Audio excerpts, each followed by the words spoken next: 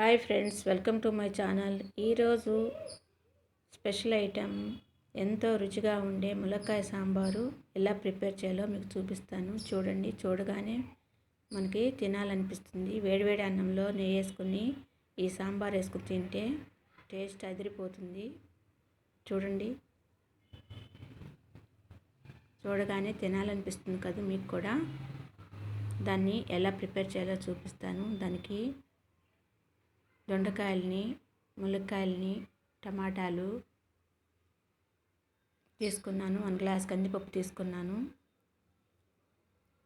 చింతపండు, ఉప్పు, కారం, MTR సాంబార్ పౌడరు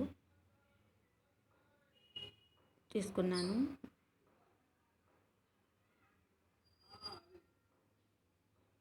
కరివేపాకు,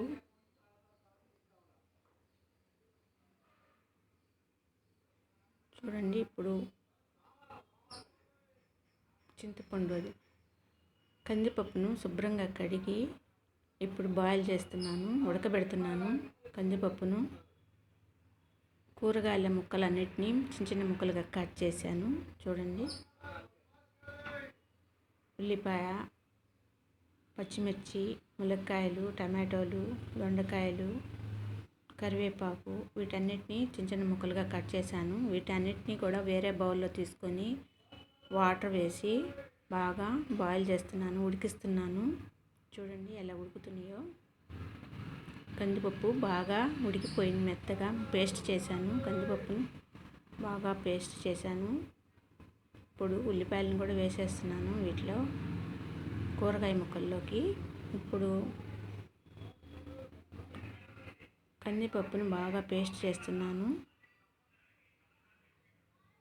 ఇప్పుడు ఉప్పు, కారం, కొంచెం బెల్లం, చింతపండుని కూరగాయ ముక్కల్లోకి వేసేస్తున్నాను. ఇప్పుడు ఉడికించిన కందిపప్పును కూడా ఉడికిస్తున్న కూరగాయ ముక్కల్లోకి వేసేస్తున్నాను. మొత్తం యాడ్ చేస్తున్నాను. చూడండి, ఇవన్నీ కలిపి బాగా మరిగించాలి చారుని. బాగా ఇప్పుడు MTR సాంబార్ పౌడర్ వేస్తున్నాను.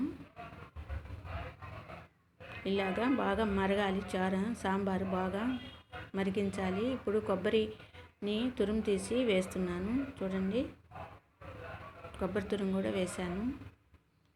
ఇప్పుడు తాలింపు పెట్టాలి. తాలింపు గింజల్ని తీసుకున్నాను.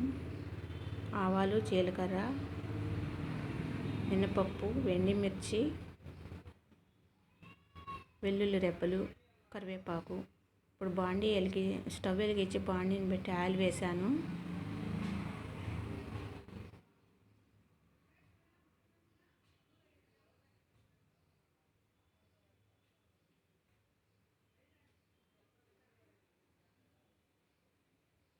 ఇప్పుడు ఆయిల్ హీట్ అవుతుంది.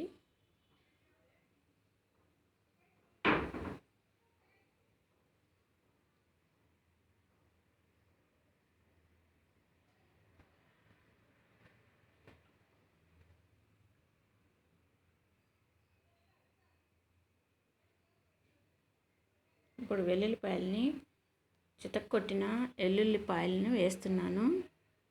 తర్వాత ఇవి కొంచెం ఫ్రై అవ్వాలి.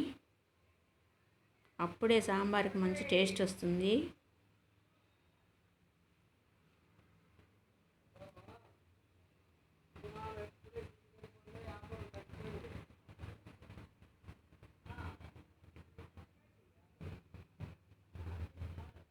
ఇప్పుడు వెల్లుల్లిపాయలు బాగా వేగినాయి. ఇప్పుడు ఆవాలు వేస్తున్నాను, జీలకర్ర, మినప్పప్పు వేస్తున్నాను, మిర్చిని కూడా వేసేసాను. ఇవన్నీ ఫ్రై అయినాక కరివేపాకు వేస్తాను.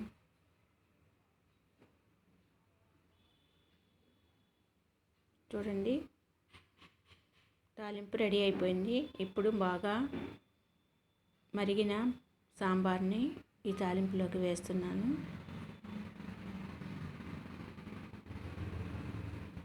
ఇప్పుడు ఇది మొత్తం పెద్ద బౌల్లోకి షిఫ్ట్ చేస్తున్నాను. ఎంతో రుచిగా ఉండే ములక్కాయ సాంబార్ రెడీ అయిపోయింది. మీరు కూడా ఈ విధంగా తయారు చేసుకొని టేస్ట్